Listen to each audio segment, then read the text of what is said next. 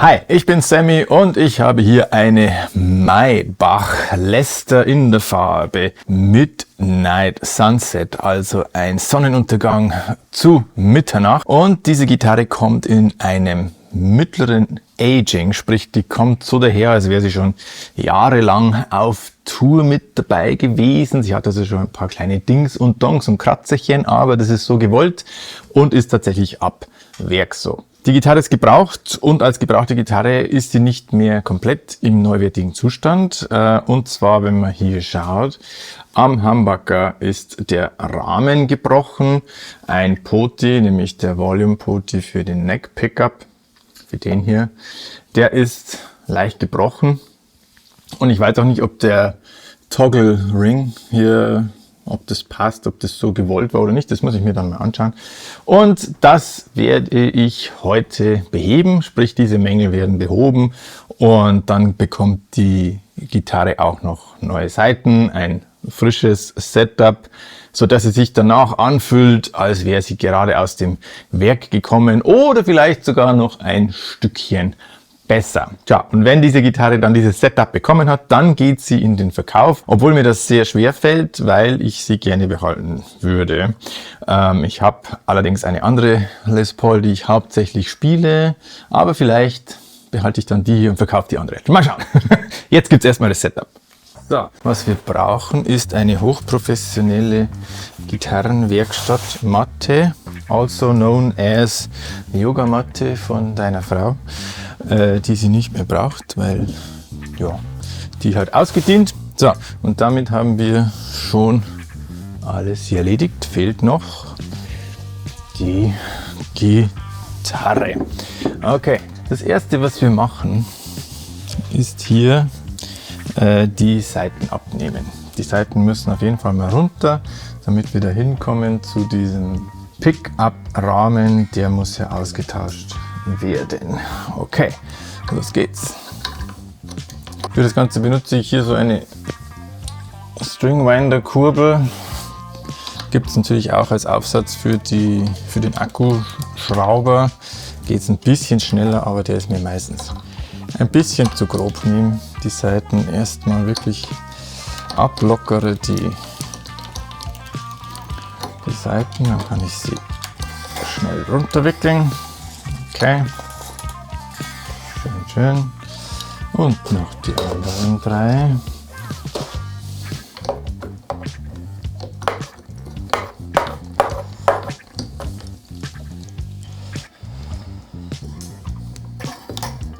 Die Mechaniken laufen gut, das ist schon mal sehr schön.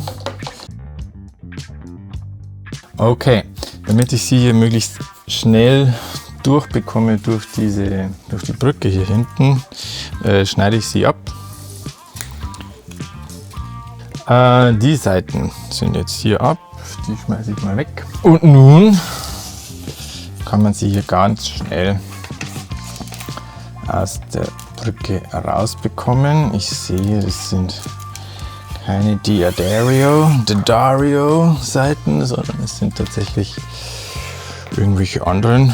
Ich weiß nicht, ob das die Werkseiten sind oder nicht. Das kann ich mir gut vorstellen. Die Gitarre ist noch nicht so alt und weiß auch nicht, wie viel sie gespielt wurde. Okay, das heißt, jetzt haben wir hier die Seiten mal herunten. Jetzt können wir anfangen, das Ganze zu reparieren. Das erste, was wir machen, ist, wir tauschen diesen Humbucker Rahmen erstmal aus und dann schauen wir, was passiert. So, brauchen wir einen Schraubendreher, ein Kreuz. Dann schauen wir mal, dass wir das auskriegen. Die Humbucker sind natürlich da drin fixiert. Das heißt, wir lösen jetzt erst einmal den Rahmen.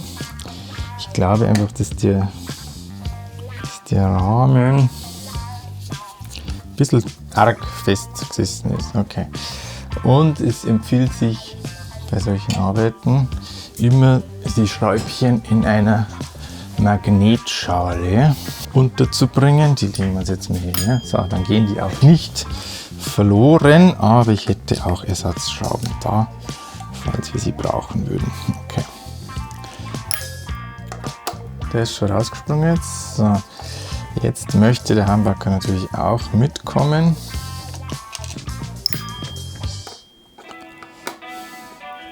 Aber ich glaube, wir gehen auch mit der Kamera noch so ein bisschen näher ran. Dann sieht man das vielleicht auch ein bisschen besser. Okay. So. Okay, also dieses Ding ist jetzt hier locker und wir können es herausnehmen und wie man sieht, sind hier noch ganz lange Schräubchen dran, die den Hambacker hier in der Höhe anpassen lassen. Die müssen wir auch noch lösen. Aber das wird jetzt ein bisschen eine längere Geschichte, weil die sind natürlich da sehr weit drin. Nach links gehen sie raus, wie gehabt. Da ist jetzt nichts Besonderes dran. Und das bedeutet aber, okay, die löst sich hier schon. Schön. Die nehmen wir raus. Die Feder brauchen wir auch. Also kommt alles in die Kiste. Und jetzt in die Magnetschale. Und dann schauen wir mal. Also wir haben hier die Möglichkeit, diesen Rahmen einfach schnell auszutauschen. So, der kommt jetzt nämlich hier ab. Der Tonabnehmer selbst bleibt natürlich drin, da passiert nichts. Aber man sieht hier, dass dieser Rahmen gebrochen ist. Das soll natürlich nicht so sein. Der muss getauscht werden. Ich habe einen Ersatzrahmen gekauft. Zum einen gibt es da verschiedene Modelle, nämlich, das sieht man jetzt nicht auf der Kamera wahrscheinlich, aber jetzt gibt es verschiedene Varianten. Einmal die mit gerader Decke, das bräuchte man hier bei einer SG oder so. Und hier mit gewölbter Decke. Wir nehmen natürlich die mit der gewölbten Decke. Schauen uns kurz, wie der vom Farbton her passt. Ja, ist nicht schlecht, aber perfekt ist es auch nicht. Ich glaube, dass wir die einfach beide tauschen werden, damit es optisch ähnlich ausschaut. Okay, dann kommt oben drüber der Rahmen. Wir holen uns eine Schraube und eine Feder. Die Feder jetzt hier einzufädeln, das ist immer ein bisschen befrickelt. Kann man vorher machen. So. Und jetzt wird das Ding einfach wieder zusammengestaucht. Das ist der schwierige Teil. Und dann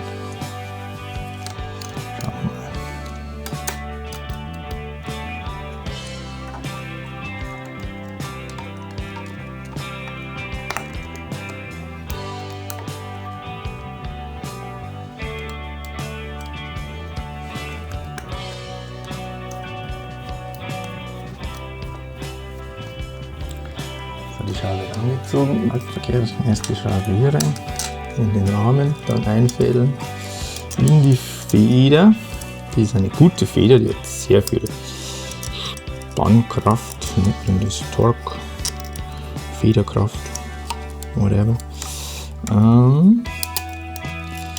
jetzt mal schauen, dass die Feder da gescheit drin sitzt. Ist gar nicht so leicht. So, jetzt geht es da durch. Und schon. So. Beide Schräubchen ziehen sich gerade fest. Schauen wir schon ein bisschen raus. Das müssen wir hinterher erst noch anpassen. So, wir nehmen wieder die Schrauben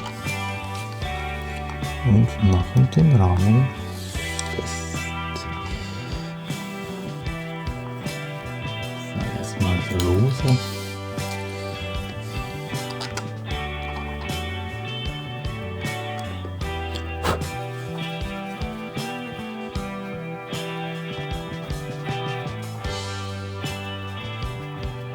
So, wir haben den festgeschraubt und um nicht das gleiche Problem gleich wieder hervorzurufen, schrauben wir den jetzt nicht ganz so fest, sondern so, dass er halt schön auf der Decke aufliegt, aber nicht stärker als notwendig. Gut, vom Farbton her sind die nicht gleich.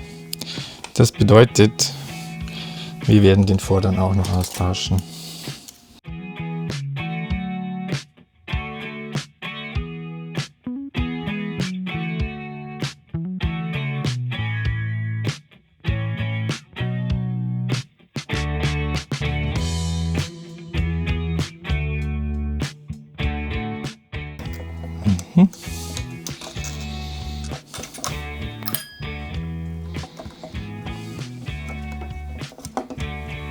So.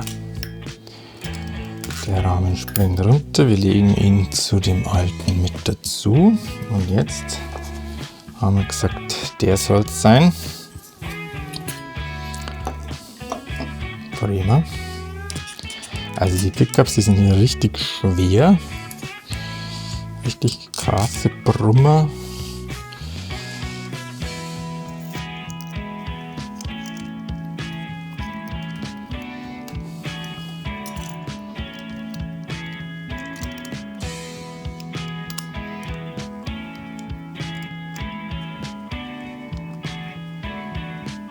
Schräubchen rein. Wieder dran. Und dann drücken wir die Feder dann möglichst gut zusammen.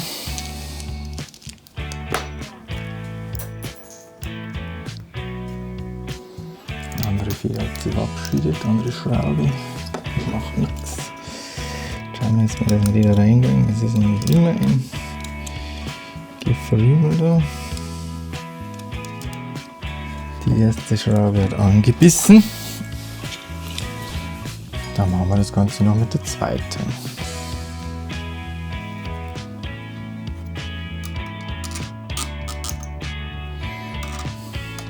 So, die zweite Schraube hat auch angebissen. Oh, dann krieg ich schon verloren, wie es bei uns heißt. So, wie gesagt, wir brauchen auf jeden Fall noch ein weiteres Schräubchen. Ich habe hier einen Packen neue Schrauben gekauft. Die sind ein bisschen matter als die von Maybach schon mitgelieferten. Das wird wahrscheinlich nicht auffallen. Und wenn, dann hilft es nicht. So, wir nehmen nur eine neue Schraube her. Der Rest wird wiederverwendet. Und wir haben natürlich jetzt einen leicht kleineren Kopf, vielleicht tauschen wir die aus. Die tauschen wir aus, und zwar durch die von da vorne vom Pickguard. Das fällt nicht auf dann. Die ist genauso lang, tut's genauso gut. So, als wäre nichts gewesen.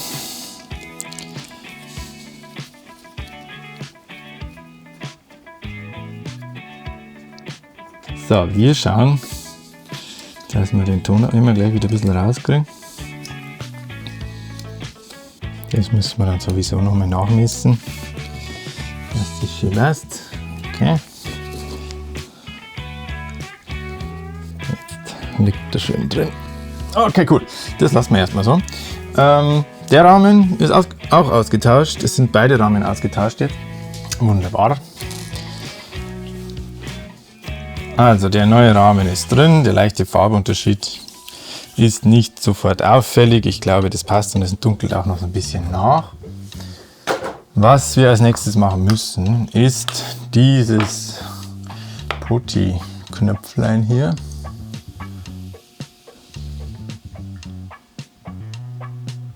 Dieses Putty-Knöpfchen auszutauschen. Und ich habe da auch Ersatz. Die schauen insgesamt so ein bisschen anders aus. Die tausche ich also auch komplett aus. So, also als nächstes haben wir die Brücke entfernt und wir schauen mal, ob wir da einen passenden Putty-Hut finden. Drehen ganz auf, schauen, dass die 10 ganz oben ist.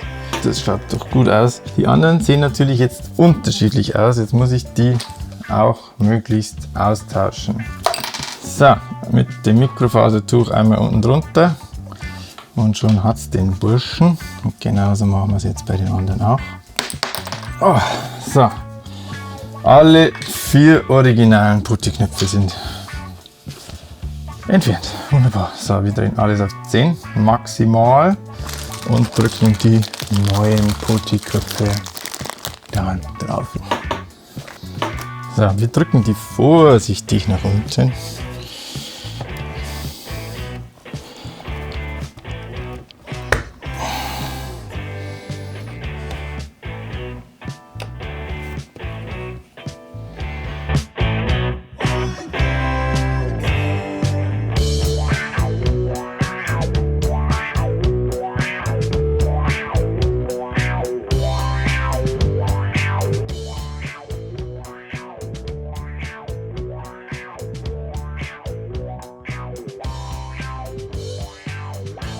Zwischenstand quasi, so schaut das Ding aus. Mit allen Sachen abmontiert. Nice. Also man sieht, es sind keine Edelstahlbünde. Wir haben so ein bisschen Wunden abbekommen, aber schaut gut aus. So, wir sind zurück an der Gitarre. Nach der kurzen Umbaupause mir ist der Sattel rausgekommen, nachdem ich die Saiten entfernt hatte. Das heißt, der Sattel muss wieder eingeklebt werden. Das ist ja alles wunderbar schön. Das muss man nur ein bisschen ausfeilen und genau das machen wir jetzt. Wir nehmen uns da ein bisschen Schleifpapier und schauen, dass wir so ein bisschen die Klebereste rauskriegen. Das ist nicht viel. Nur um es so ein bisschen wahrscheinlicher zu machen, dass der Kleber wieder schön hält. Ja, okay. Das schaut gut aus und das gleiche müssen wir natürlich jetzt auch hier machen beim Sattel.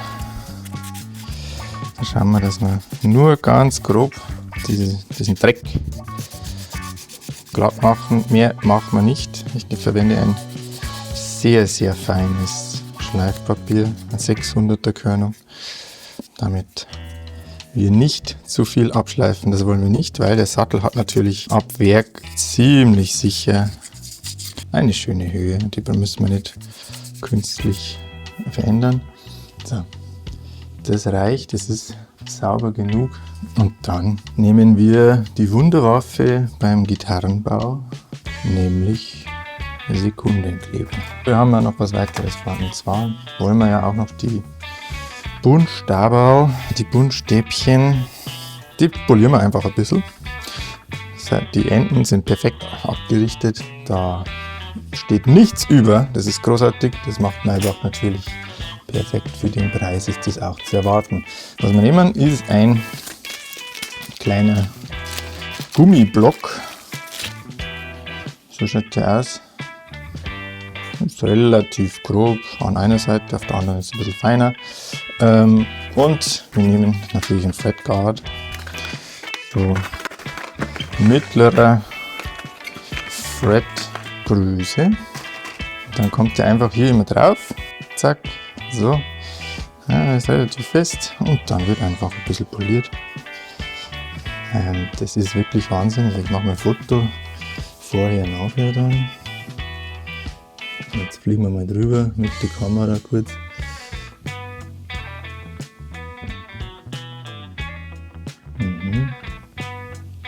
So schaut die Bünde vorher aus.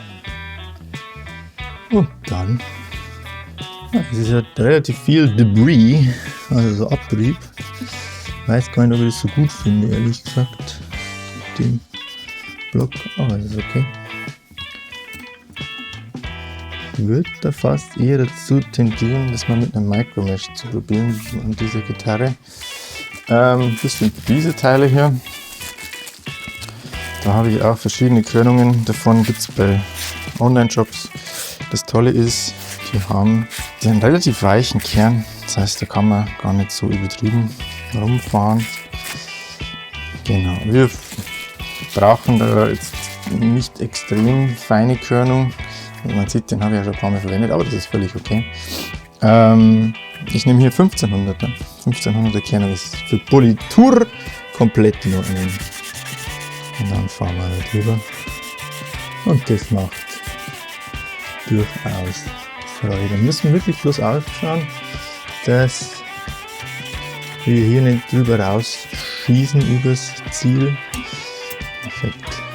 Was das macht, ist natürlich, dass man danach wieder perfekt Seiten ziehen kann, Bendings durchführen kann. Wunderbar. Man kann durchaus so hier diese Spielspuren ein bisschen entfernen, damit dass die Bünde wie neu sind. Und auch so ein Mühe flacher.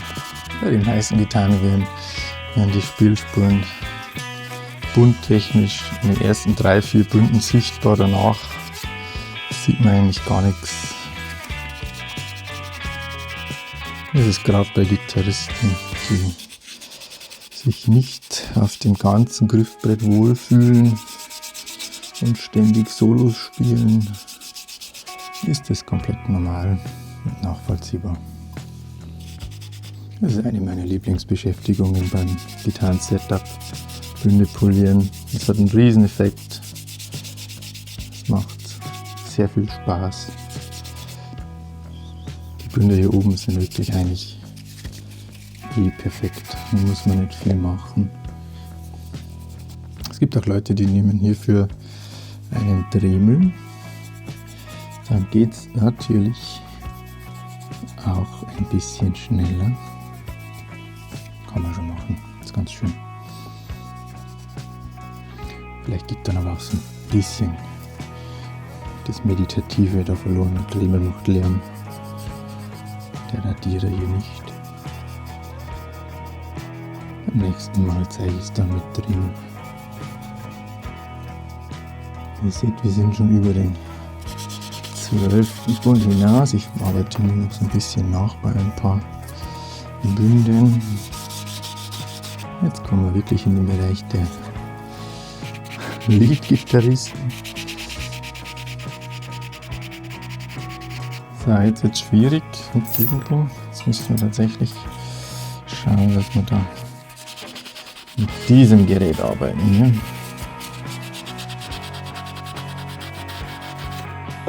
Also, wenn du mich fragst, schaut das wirklich gut aus. Also, wie gesagt, in den ersten 3 Bünden merkt man es am meisten. Das heißt, da gehen dann wirklich rein. Das nächste, was ich mache, ist wirklich diesen Sattel einzukleben, weil ich dann mit Öl und Politur arbeite und ich möchte nicht, dass das irgendwie da drunter läuft. Die Wunderwaffe im Gitarrenbau. Sekundenkleber. Und dann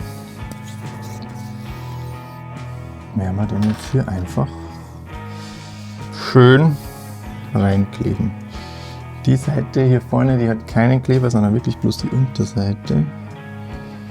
Ein kleines bisschen mehr brauchen wir da nicht. Das ist wirklich minimal. So, und dann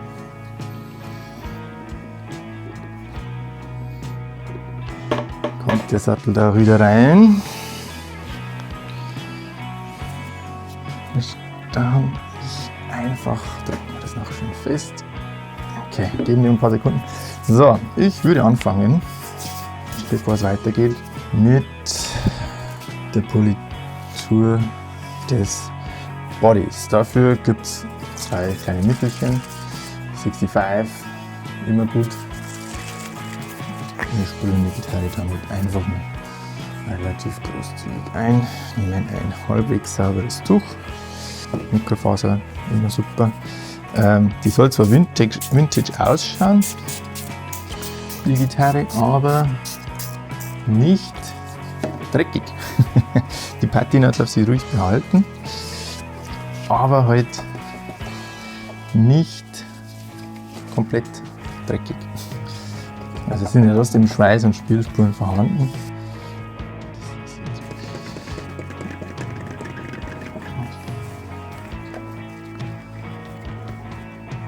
So, Relic schön und gut, aber bitte sauber.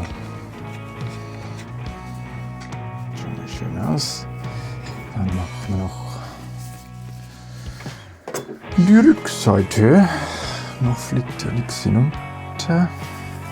Also so mache ich das bei allen meinen Gitarren, wenn ich sie im Service habe, wenn ich neue Saiten drauf machen. Das gehört einfach dazu, zur Instrumentenpflege. Ist keine große Sache, es dauert nicht lange.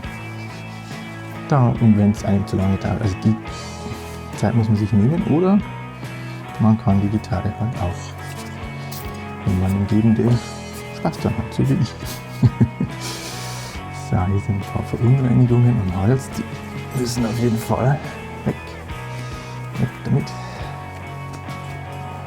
Die Gitarre hat übrigens eine Seriennummer aus 2019, also hat jetzt knapp 7 Jahre ungefähr auf dem Buckel. Und sie schaut eigentlich natürlich aus wie neu, wenn man das sagen kann bei so einer gerallten Gitarre. Hier ist noch einiges an Verunreinigung. Das muss weg. Das wollen wir nicht haben. Nicht wahr? Also ich muss schon sagen, dieses Relicking und das Checking, das Maybach hier macht, das ist sehr, sehr geschmackvoll gemacht. Das schaut nicht billig und unecht aus. Es ist tatsächlich ein Aging, das ich als authentisch bezeichnen würde. Also wenn diese Gitarre hier mit auf Tour geht, dann wird sie auch ohne diesen ganzen Checkings irgendwann diese Abnutzungsspuren haben und das schaut wirklich sehr authentisch aus. Gefällt mir gut. So, machen wir noch die Kopfplatte. Gerade das Maybach-Logo. So, jetzt geht man vom letzten mit. Perfekt. Maybach. Einfach tolle Gitarre. Also ich kann es nur immer wiederholen. Der Vibe, den diese Gitarre ausstrahlt, der ist wirklich fantastisch. Als nächstes machen wir das Griffbrett. Bevor wir dann Öl auftragen, machen wir kurz ein bisschen ein Reinigungsprogramm.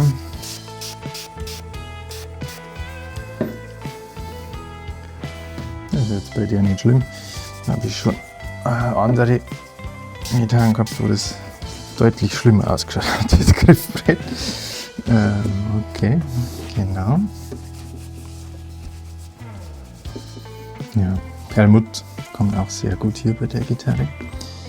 So. Mit dem Fingernagel den Sattel relativ frei kriegen, der ist nicht stark verdreckt, darf er nicht sein. Gut, Lemon Oil. Weapon of Choice für Griffbrettpflege sollte man immer wieder machen. Immer wenn man die Gitarre, wenn man die Saiten wechselt. Das ist einfach so wichtig, dass das Holz genügend Feuchtigkeit drin hat. Es ist ganz unangenehm, finde ich, wenn man auf einer Gitarre spielt, deren Griffbrett ausgetrocknet ist. Nur leider passiert das auch immer wieder und auch ab Werk habe ich schon Gitarren erhalten, deren Griffbretter schon komplett ausgetrocknet war. Ja, also ich gehe hier nicht sparsam um mit dem. Es darf ruhig überall hinlaufen und wir lassen es nur ein bisschen einwirken, es muss nicht lange drauf sein. Mir gefällt ein schönes Griffbrett, das genügend Feuchtigkeit hat. 10-mal besser. So, let's let it sit there for a second. In der Zeit könnt ihr schon mal den Kanal abonnieren. Und es gibt so Gitarrenhändler, die haben Hunderte von Gitarren im Angebot und behaupten, dass sie diesen Prozess, den ich hier in diesem Video darlege, bei jeder Gitarre machen. Da muss ich sagen, Hut ab, da habt ihr viele Leute angestellt, eine Hundertschaft nicht, aber einige Leute, die sich darum kümmern, weil es kostet Zeit. Also ich hänge an jeder Gitarre eine Stunde ungefähr, um sie aufzubereiten, wenn nichts dazwischen kommt. Also wir hatten ja hier das Problem, dass die Poti-Knöpfe nicht ab wollten. Dann habe ich dann mit etwas Gewalt versucht, auch dann den neuen drauf zu bekommen, wodurch mir das Poti durchgedreht ist. Das wollen wir natürlich nicht. Nein, doch, jetzt haben wir schon etwas Grime hier dran. Und dann musste ich das Poti neu einlöten. Das dauert auch wieder eine halbe Stunde. Das heißt, pro Gitarre, Pi mal Daumen, eine gute Stunde. Und wenn du 800 Gitarren im Angebot hast, dann sind das ja, 1200 Stunden. Weil, wenn man jetzt großzügig rechnet, vielleicht bloß die 800, okay. Oder die Leute sind einfach unfassbar effizient. Das kann natürlich auch sein, dass die für eine Gitarre maximal eine halbe Stunde brauchen, alles in allem. Aber dann weiß ich nicht, wie ordentlich gemacht das dann ist. Wichtig ist für mich, dass die Gitarre einfach danach perfekt daherkommt, so wie sie ab Werk war, im Idealfall. Das Griffbrett schaut jetzt schöner aus. Es ist deutlich nachgedunkelt, das heißt, es hat schon das Öl vertragen. Es schaut jetzt wirklich nochmal Premium aus. Boah, geil, cool. So, das war es eigentlich so mit der Pflege. Jetzt bauen wir es wieder zusammen. Wir brauchen Saiten. Als Saiten nehme ich keine Werbung. Das ist einfach, ich kaufe die einfach. 7x46 bietet sich bei einer Les Paul durchaus an. Man könnte natürlich auch dünnere Saiten drauf tun. Hat andere Vor- und auch Nachteile. Das passt. So, wir schauen, dass hier diese Bridge einen vernünftigen Winkel hat. Da vorne ruhig ein bisschen niedriger sein. Ich mache die tatsächlich ein bisschen runter. Also, wir haben jetzt auch zwei Techniken dann, auf die ich kurz zu sprechen komme. Und die Seitenhöhe müssen wir nachher sowieso noch mal einstellen. Das kommt mir ein bisschen niedrig vor insgesamt, also machen wir schon wieder raus. Das müssen wir jetzt über das Augenmaß machen. So, ich merke gerade, das ist noch nicht gesäubert. Das machen wir auch noch mal ganz kurz ein bisschen. Eine Goto Bridge aus Japan, Goto Japan. Goto ist sehr, sehr hochwertig. Also vergleichsweise, sagen wir es mal so. Man braucht nicht meinen, dass das in irgendeiner Art und Weise schlechter wäre als Gibson. Also wenn ich es jetzt ganz genau nehme, dann würde ich hier tatsächlich mit der Zahnbürste rangehen, aber dadurch, dass die Gitarre ja Relic ausschauen soll, finde ich, darf eine gewisse Patina hier drin auch sein, solange diese Böckchen auch gut funktionieren. Ich setze die Schrauben nach vorne. Ist auch wichtig zu bedenken.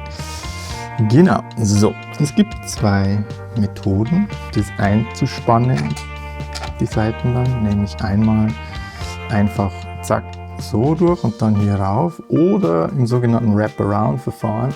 Das werde ich heute bei dieser Gitarre mal ausprobieren, wie es funktioniert mit Wraparound.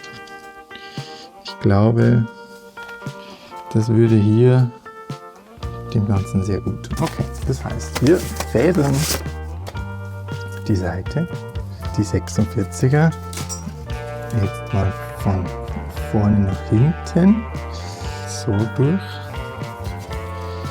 Dann setzen wir es ein, ziehen einmal komplett durch.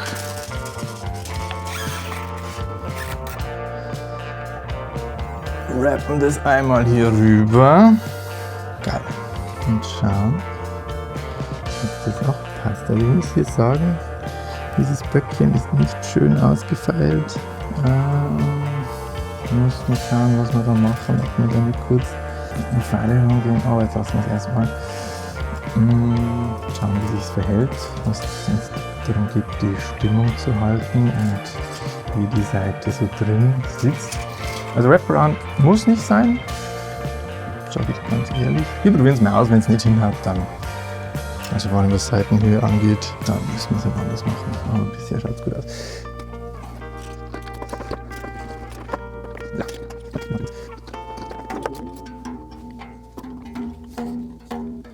Gut, lassen wir mal kurz so 36 A-Seite. Machen wir ein bisschen weniger Umwindungen. Ein Fingerbrett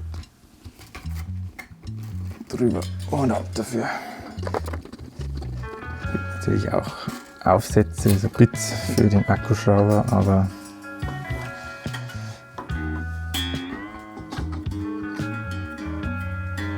da habe ich lieber ein bisschen mehr Kontrolle.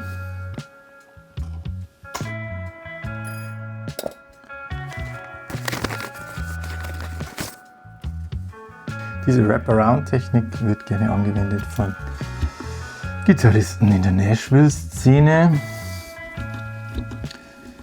Also hier viele Studio-Session-Gitarristen, dort ist das ein Mekka in Nashville. Hier gibt es unfassbar gute Musiker. So, bei der G-Seite wird auch oft empfohlen, dass man die ein bisschen weiter oben aufwickelt. Ich mache das nicht, weil die Maybach, ich habe das hier vorher ausführlich getestet, auch so die Stimmung hält. Da müssen wir uns jetzt nicht verkünsteln. Das heißt, die können wir auch hier unten drunter wickeln, unter die Seite, die daherkommt.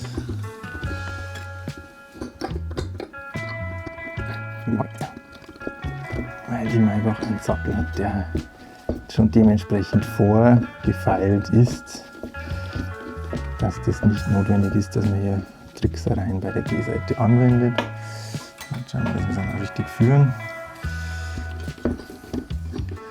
Noch hat sie eine relativ hohe Saitenlage. Die werden wir dann beheben.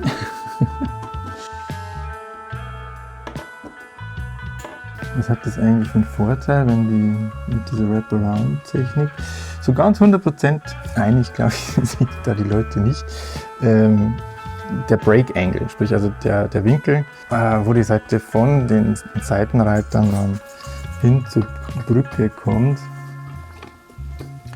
der ist niedriger beim Wraparound, das ist ganz klar. Und das ist nicht schlecht, wenn es darum geht, dass die Seiten länger halten sollen, weil es ist weniger Gefahr da, dass das an den Seitenblättern sich aufreibt und dann dort reißt.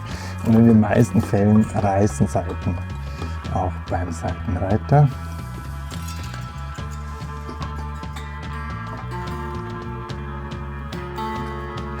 Es gibt viele Leute, die geben ihre Gitarre zum Saitenwechseln in ein Fachgeschäft. Das ist natürlich eine Option. Ich möchte niemanden abstreiten, dass er sich das lieber machen lässt, anstatt das selber zu machen. Das ist doch ein wenig Aufwand und so. Aber man kann das ruhig lernen. Also das ist kein Hexenwerk. Schön, wir nehmen sie in die Hand. Kannst gar nicht erwarten.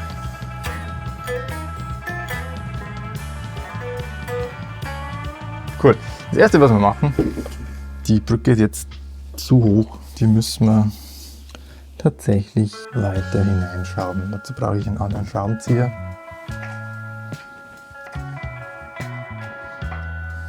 So, das erste, was wir jetzt dann machen, jetzt wo die Gitarre Saiten hat, ist, dass wir uns mal den Halsstellstab anschauen, wie wir da hinkommen, ob der Hals die richtige Wölbung aufweist. Also er muss ja ein bisschen konkav sein.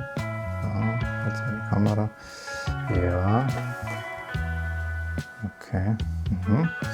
So, wir müssen dazu das immer in Playing Position machen. Das heißt, es geht jetzt nicht auf der Matte, das haut nicht hin. Aber was wir machen ist im ersten Bund greifen und in dem Bund, wo hier der Hals in den Body übergeht, das wäre also 16., 17. Bund ungefähr. Und dann schauen wir uns die Hälfte davon an, also hier im Bereich vom 7., 8., 9. Bund. Der hat mir ein bisschen zu viel Spiel. Der muss tatsächlich eingestellt werden. Das ist kein Problem. Man muss nur dazukommen mit einem riesen Schraubenzieher.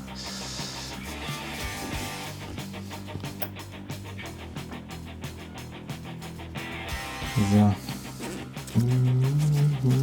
Stück. Genau. Damit kommen wir rein. Damit kriegen wir das Ding auch raus. Perfekt.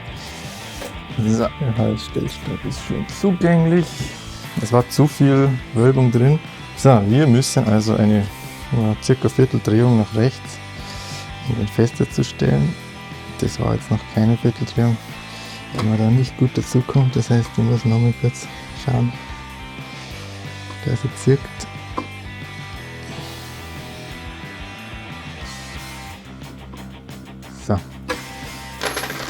das probieren wir. Lassen wir es mal ganz kurz. Wir müssen die Seiten wieder aufspannen. Es hilft nichts. Der Prozess ist ein bisschen aufwendiger. Ja, nehmen wir uns jetzt mal aber auch mal ein Stimmgerät, damit wir sehen. Ja, let's try this again.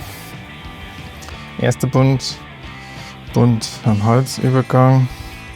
Ja, jetzt passt. Gut, dadurch können wir jetzt das Ding hier hinten wieder schließen. Jetzt schauen wir mal. Der Halsstellstab ist drin. Das nächste, was wir machen müssen, ist die Seitenhöhe anzupassen. Ich habe schon gemerkt, sie kommt mir so ein bisschen hoch vor.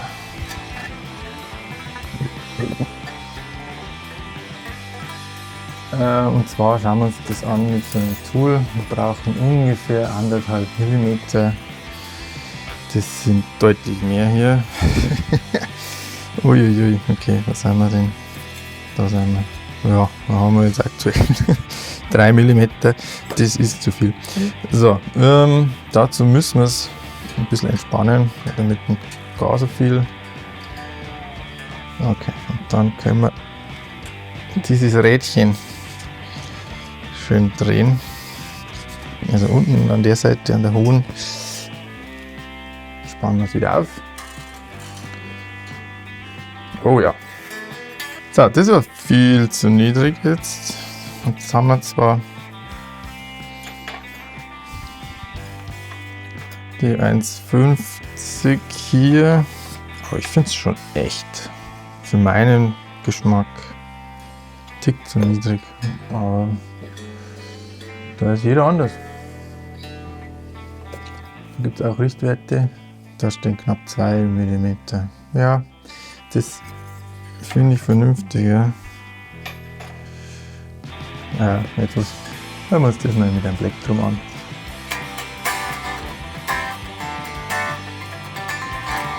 So ein Tick gehen wir da schon noch raus. Ah ja. Super, okay, cool. Das ist die String Action. Passt. Der Sattel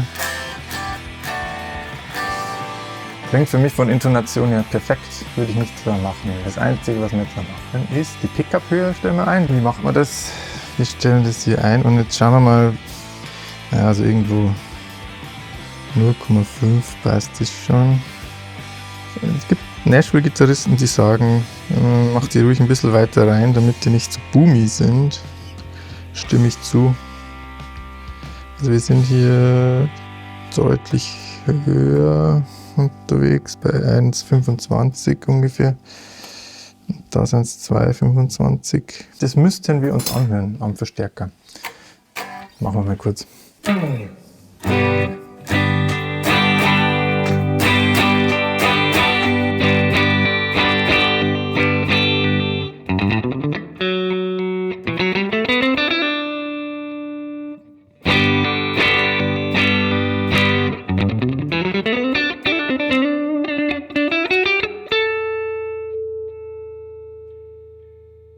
Vielleicht den Vorderen noch so hinein. Das geht.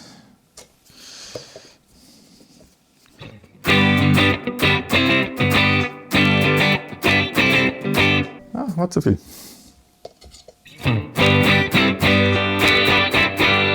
Cool. Das ist schon sehr gut. So, letzter Schritt in dem ganzen Gitarren-Setup, und dann haben wir es tatsächlich auch, ist die Intonation. Die Intonation muss ich auch in Spielposition einstellen.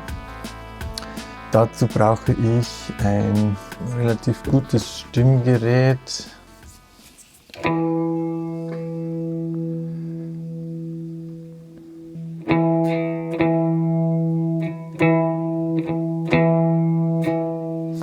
bisschen flat.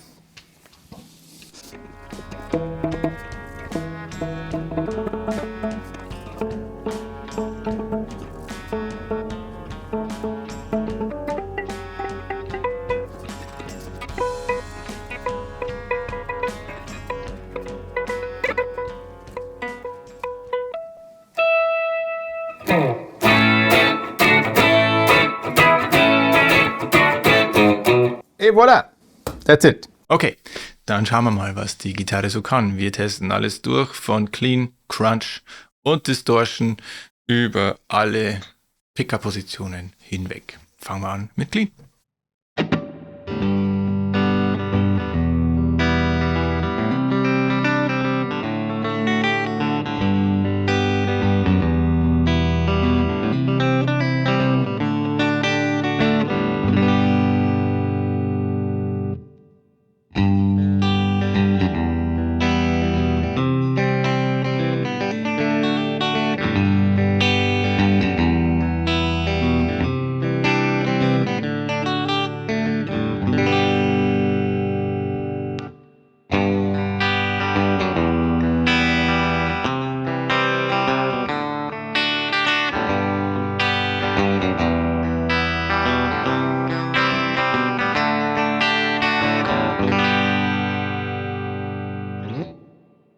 Dann schauen wir mal, was das Ding im Crunch so macht.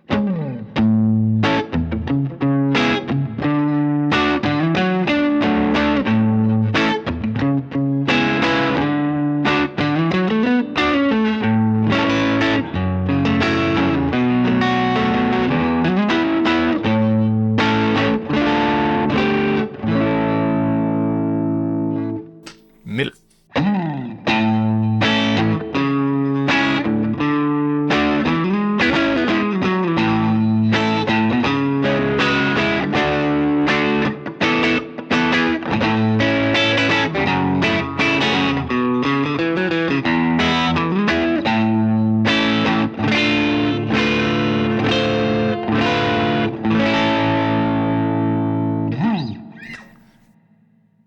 Bridge.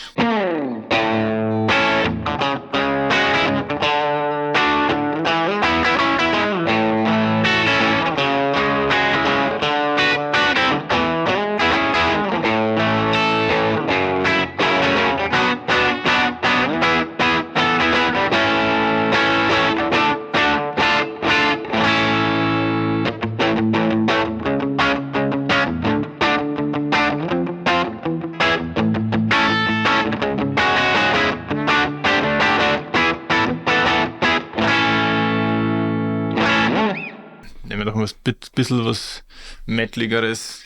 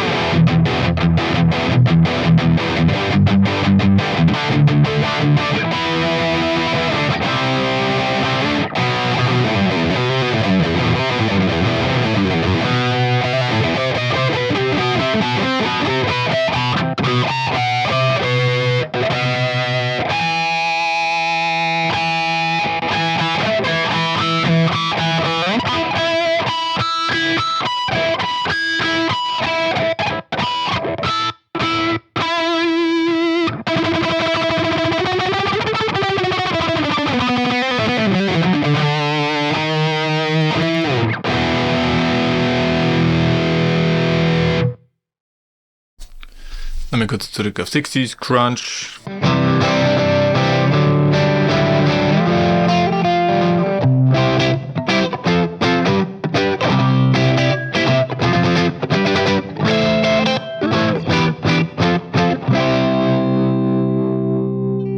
Blues Rig.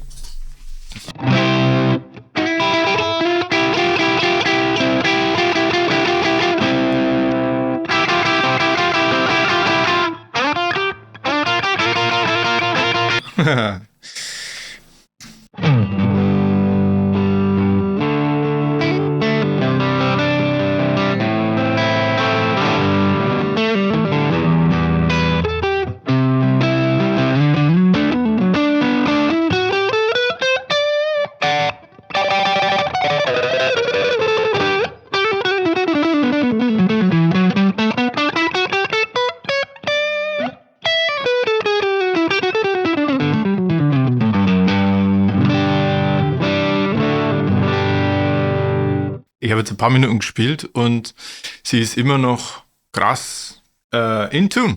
Heftig gute Gitarre, leck mich am Arsch. Oh, es ist eine Wahnsinnsgitarre, lecco mio. Sie spielt sich fantastisch, sie ist sehr gut eingestellt natürlich. Der Hals ist fett, er ist ziemlich dick, aber ich finde es nicht unangenehm dick. Also gerade bei Barré, finde ich, kommt einem diese Größe komplett entgegen.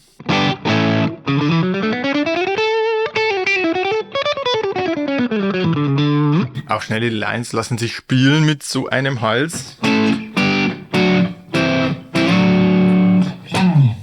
Also sie ist eine Rockerin.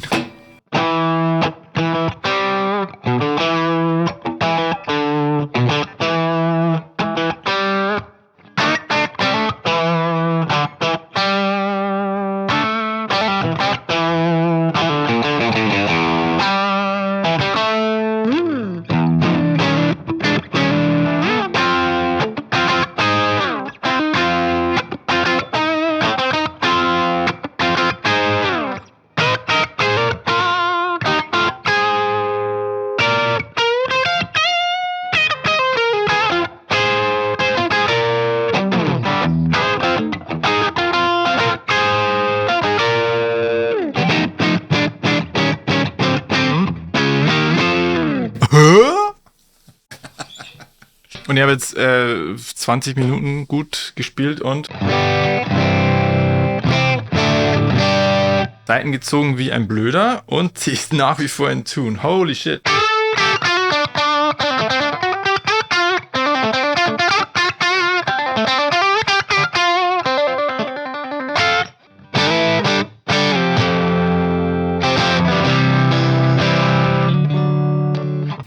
Das ist die perfekte Les Paul. Ich verspreche nicht zu viel, sie ist unfassbar geil. So, jetzt sind wir durch, das Setup ist beendet, die Gitarre ist perfekt eingestellt, es ist alles repariert, was es zu reparieren gab. Sie ist fabrikneu quasi jetzt, die Bünde sind poliert, alles ist wunderbar, sie glänzt, sie möchte gespielt werden. Sie kann sofort rauf auf die Bühne, sie ist bereit für alles Mögliche, was man ihr entgegenbringt. Und ihr könnt sie jetzt erwerben für einen wirklich tollen Preis von 1.900 € hier bei mir bei Hitze Audio. Und ja, danke fürs Einschalten. Ich habe immer wieder neue Instrumente im Angebot. Falls ihr gebrauchte Gitarren loswerden wollt, dann schreibt mich einfach an und dann sehen wir uns im nächsten Video. Ciao.